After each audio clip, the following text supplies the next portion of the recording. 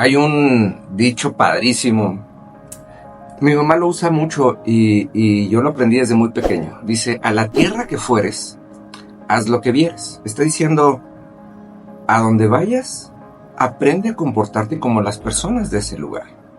Obviamente, amados, esto aplica para lo bueno y no para lo malo, ¿sí? Porque es bien padre ver que todo el mundo está mal y ahí vamos como gordo en tobogán. Pero cuando hacemos las cosas de acuerdo al lugar en donde vivimos, porque podemos vivir aquí en la tierra o podemos vivir en el reino de los cielos. Jesús dijo siempre, el reino de los cielos se ha acercado. ¿Y cuál es el reino de los cielos? Se lo voy a explicar en mi entendimiento. El reino de los cielos está 1 milímetro despegado del suelo. ¿Qué quiere decir esto? El reino de los cielos puede influir en la tierra, pero no se deja influir por la tierra. Cuando entendemos que vivimos en el reino de los cielos, tenemos que aprender a hacer las cosas como en el reino de los cielos. Y entonces nuestro para qué de las situaciones difíciles va a estar cada vez más claro.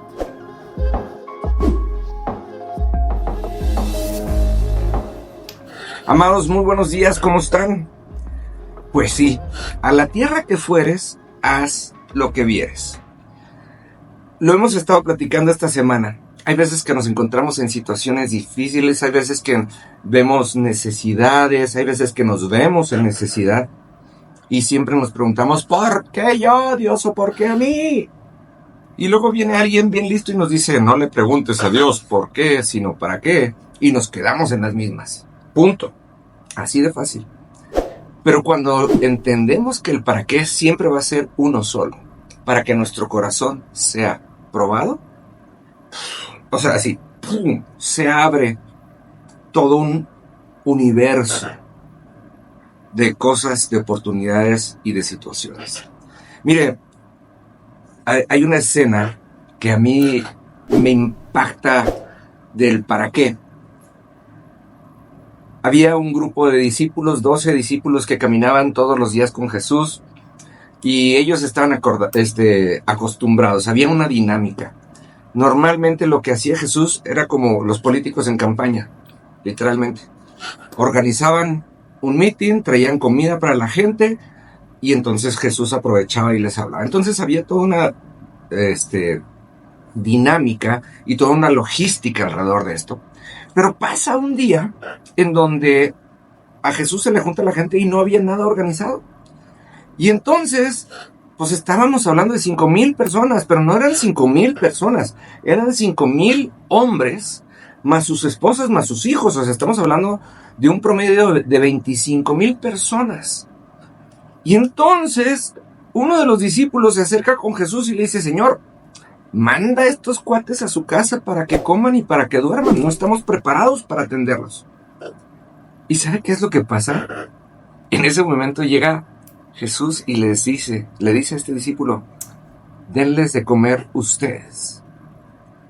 ¡Wow! Está diciendo, no estás parado, pero ya no vives en la tierra, ahora vives en el reino de los cielos. Y entonces se quedan así como que, ¿y ahora qué? Y entonces pasa un muchachito con una canasta, con 2 peces y 5 panes. Y entonces Jesús le dice, ¿sabes qué? O sea, dice la palabra que los tomó y que dio gracias, pero no dio gracias por los panes ni por los peces. Le dio gracias a Dios por el corazón de sus discípulos que ahora estaban más preocupados por la gente que por su propio reino. Y entonces entendemos esto, fíjese que, o sea, porque esta es la parte que a mí me maravilla. Y entonces son los discípulos los que empiezan a tomar con sus manos los panes y los peces, y son los discípulos los que los empiezan a multiplicar.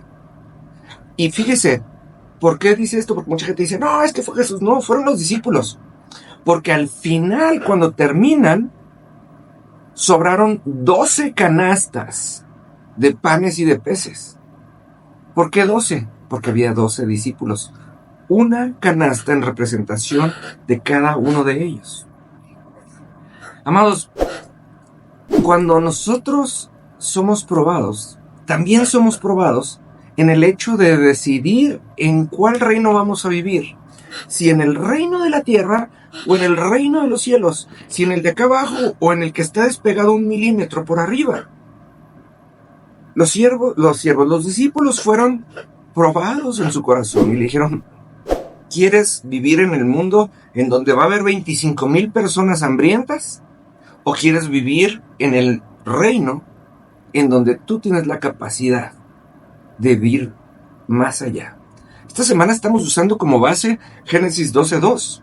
Haré de ti una gran nación. Allí había una nación de 25,000. Te bendeciré. Estas personas eran bendecidas en el día a día de aprender y vivir con Jesús. Y luego dice: y serás bendición para muchos. Este fue el momento en donde los discípulos trascendieron y dejaron de ser discípulos para convertirse en apóstoles en lo funcional. Su corazón fue probado. ¿Quieres seguir recibiendo o quieres ser parte de la bendición? Si se ha dado cuenta, amados, desde el lunes estamos pasando por todo el tipo de pruebas que Dios nos hace pasar, pero todas las pruebas tienen que ver con que nuestro corazón sea probado para que decidamos si con melón o con sandía. Es decir, vamos a decidir si nos vamos a quedar en el reino de la tierra o en el reino de los cielos. Y muchas veces, amados, nos emberrinchamos y nos quedamos en el reino de la tierra porque no vemos más que necesidad, más que escasez, más que todo lo que no es. ¿Qué pasa si decidimos subirnos de nivel 1 milímetro y hacer como los discípulos y decirle: Señor, aquí hay un montón de gente con necesidad, y que Dios nos pueda decir: aliméntalos tú? Esa es una prueba muy ruda.